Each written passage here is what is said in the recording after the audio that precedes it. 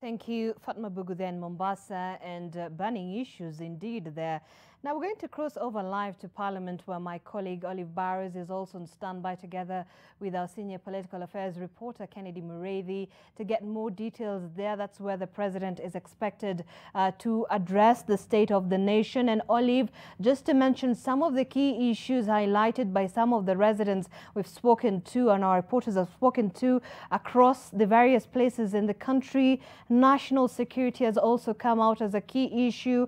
The drought situation in the country, the war on corruption, most importantly, the state of the economy and the public debt has also come out. And the Big Four agenda, which, by the way, has been a key area of concern in the president's previous addresses, but which seems to have been hit by the divisions that has rocked his administration. Probably you also be trying to speak on that. The election preparedness, you've seen the pullout by the IEBC from the committee. And we also have the politics of succession. Remember, just less than a year to the next general election, and also very important coming out from some of the residents there in Nakuru, the climate change that is in the backdrop of the COP26 climate meeting that happened in Glasgow in Scotland. So those are some of the issues there. Olive, to you just to get more details.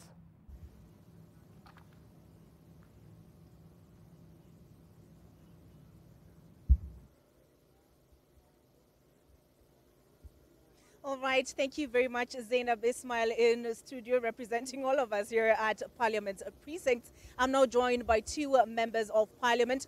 To my extreme right, we have Ndindi Nyoro, and right next to me we have Opio Wandai. Gentlemen, let me ask you what your expectations of this State of the Nation address are. I'll start with you, Mheshimiwa Ndindi Nyoro. Thank you very much, Olive, for this moment. We expect the arrows from the President today, and especially based on the last State of the Nation addresses, where we have had very nice speeches, but of course nothing much in terms of implementation comes afterwards. And I say so because if you check the last SONA, State of the Nation address, the President talked about many things. Number one was around the economy, and most importantly about the security, the cohesion of the country in terms of the fabric, and many other such things insofar as building a nation is concerned. But afterwards, what you have seen is not commensurate and is not in tandem with the speech that he read. You know, every other time we talk about farmers, for example, coffee farmers, tea farmers, milk farmers, but we have not seen any tangible improvement in terms of their earnings and revenues for the previous year, especially from the time that the President read the State of the Nation address. In a much more macro manner, if you check the state of our economy, insofar as the debt is concerned, I think the biggest issue that the President is going to leave behind is the issue about the debt. The debt of our country is growing in a manner that is not sustainable. And we have actually gone beyond the limits that we have set here in Parliament. We hope the President is going to address that matter. And lastly, about the Big Four agenda. It has now become a banality that every time the President comes, he'll mention the Big Four agenda so many times, but after the speech is put down, there is nothing around Big Four. Big Four, when he came last time, was then substituted with the change, or with the constitutional change, which was not important to the Kenyan people. We wasted the whole 1 year, and Kenyans are now more poorer, they are now more agrier than they were before the President read the previous SONA. All right, Mheshimiwa Wandai, I saw you chuckling when Mheshimiwa Ndindi Nyoro said the Big Four agenda is now a banality. Well, do you agree? Do you disagree? Well, you see, I was basically amazed because, as you know, that is an agenda of the Jubilee government to which Honorable Ndindi Nyoro belongs, and like myself. But then, that aside, Nyoro is my good friend, and we come a long way. I would say his type betrays him. He's a young politician with a very bright future, if you ask me. Yeah, but then, in my view, this would have been indeed a unique address in the sense that it would have been more about post-COVID-19 recovery. But save for the fact that this virus continues to mutate. We're now hearing about a new variant, yeah, whose name I can't even pronounce. Omicron. Well, Omicron, yes. Now, but that aside, if you want to look at it honestly, this is going to be more about the legacy of President Uhuru Kenyatta than anything else. Being the second last State of the Nation address as we know it. Okay? So he'll be dwelling more on issues that will cement his legacy. And in my view, if you ask me, and if I was President Uhuru Kenyatta, I would focus more on issues that unite the country, on the unity of the country.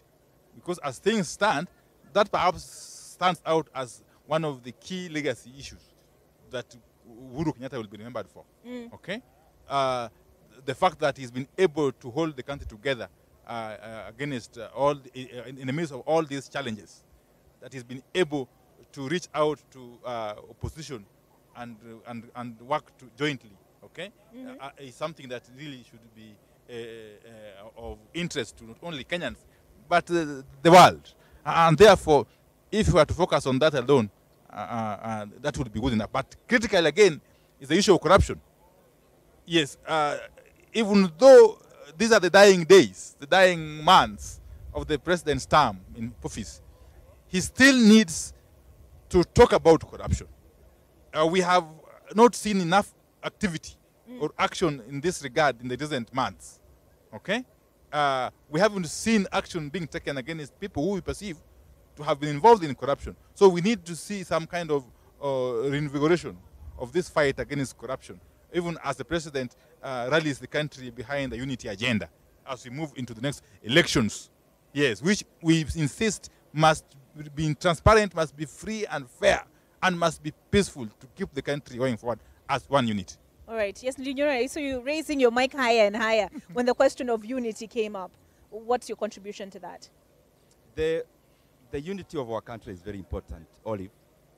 And I really want to abhor what we have seen in the recent past, where we have seen people going around the country purporting to promote unity and peaceful coexistence of all Kenyans. But on the other hand, when other leaders visit other areas, they arrange people to stone their cars. I don't think that is how the unity of a country is done. Number two, I want to talk about the issue of corruption. Olive, as you know, there, and especially during the first few months of this second term of this regime, we were seeing a lot of newspaper headlines. Newspaper headlines talking about corruption, and of course geared towards a certain agenda. But of late, we have not been seeing a lot of those kind of headlines. Yet corruption is actually more endemic now than it was before. So I expect, with no uncertain terms, the president to clearly talk about the matter of corruption. He gave 21 days for the KEMSA thieves to be prosecuted. But upon the perusal of the files, and maybe the powers that be realized that the names in those files are names close to them, that file was shelved. We want the president to talk about the 21 days he gave to the people who stole money meant for the fight against coronavirus. Okay. Number two, I expect the president to talk about a mega more monumental issue on corruption called state capture. Because as we talk now in this country, most of the sectors of this country have actually been captured. And by the way, just like what South Africa did, I think Kenya needs a commission to look at the issue of state capture. Okay. And on that line, we saw some of the international media and even local media talk about something that is called Pandora Papers. And the president was out of the country. And he said that when he's back, he's going to address comprehensively about the issue of illicit flows of money. And therefore, we expect the president to tell the country about what is all about Pandora Papers and his involvement about or around those Pandora Papers. Because you have seen in other countries, after the release of those papers, some presidents are actually going through an impeachment process. So it is a weighty matter, it is a national matter, and we wish that the president is going to holistically talk about corruption. Okay. And more importantly, KEMSA and all the other corruption scandals. And lastly, we now have a DCI, because the rule of law is very important. I mean, a country can only thrive if we are all below the law. We cannot thrive when some people and some characters are above the law. DCI is no longer DCI of Kenya. We expect the president to talk about that. maybe to talk about the replacement, and more importantly, about when is Kinoti reporting to committee. Because we need to show the Kenyan people that we actually treasure rule of law. A country that does not abide with the rule of law is a barbaric country, and we live in the years of barbarians. Okay. Mheshimiwa Wandai, I know you're itching to respond to the issues raised by Mheshimiwa Ndindi Nyoro, but if I could add to that, he raised the issue of state capture. Here we are waiting for President Uhuru Kenyatta, as per article, am I correct in saying article 132, under functions of the presidency, to deliver an annual State of the Nation address. But is it just a ceremony? Or what are the outcomes?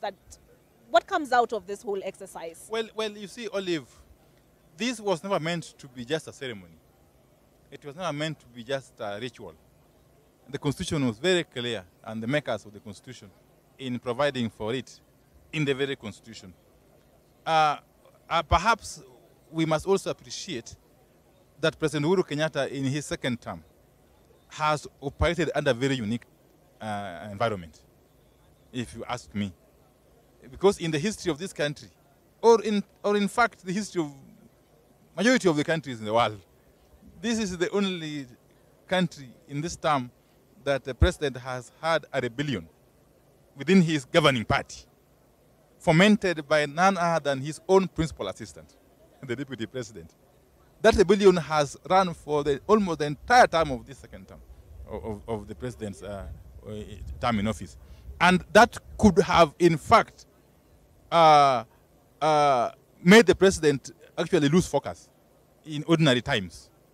And you must give it to him that amidst those challenges of rebellion, of civil war within the party that he leads, he's been able to steer the ship of the state rather steadily, even though with the challenges. And therefore, but that is no excuse. That is no excuse, indeed. For instance, to slow down the fight against corruption. Because as you know, Olive, in Parliament I chair the Public Accounts Committee. And one of my members was Ndindi Nyoro before he was moved to other committees. A very, very active member then. Very, very strong and valuable member. Therefore, on matters of corruption, I don't just narrow down to KEMSA or what have you. Corruption is pervasive in this country. Corruption is endemic. Okay? Corruption has become entrenched. Okay? It is not something you will undo overnight, but you must put in place mechanisms, practical mechanisms, to address it continually, especially once you are in charge of the instruments of state.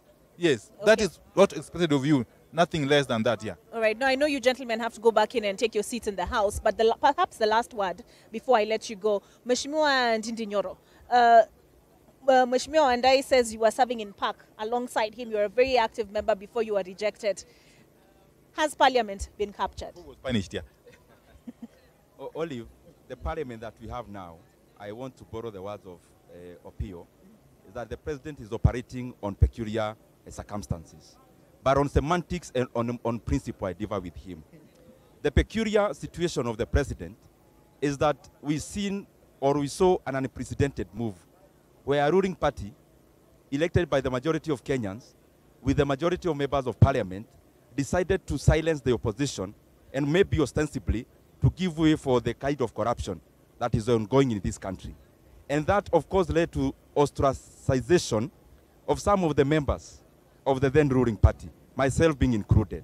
And in that measure, the Parliament that we had in yesteryears, this is now a pale shadow, where we have rightful opposition members, like my brother Opio. They are now the biggest champions of this regime. And therefore, this regime has been unchecked in this second term. That is why there is run-away corruption. And that is why even the president, when he comes out in the open to talk about and giving ultimatums, actually no one follows them. Okay. Because these are peculiar times. And that is why we actually shelved what we had before. The Big Four agenda that would have been important to the Kenyan people. We substituted that to something that is called something Kuzimio or something. People going around the country. And of course, after the BBI was doomed and was declared null and void. All right, I see Mheshimiwa Wanda is about to stand up and leave quickly. Do you expect the Deputy President to attend, or should I direct that question to you? That question the is devolution conference. I don't want to be a devil's advocate. Yes, but I don't think the Deputy President can miss this occasion because he still holds the office substantially. Even though if I were him, I would have resigned a long time ago. Yeah, all right. Thank you. Thank you very much, gentlemen. I'll allow you to go back in, and I will let you quickly go on a break. Make sure you're comfortable when you sit, ready for the State of the Nation address. As you can hear from around me, the military is up and about, just ready for President Uhuru Kenyatta to arrive.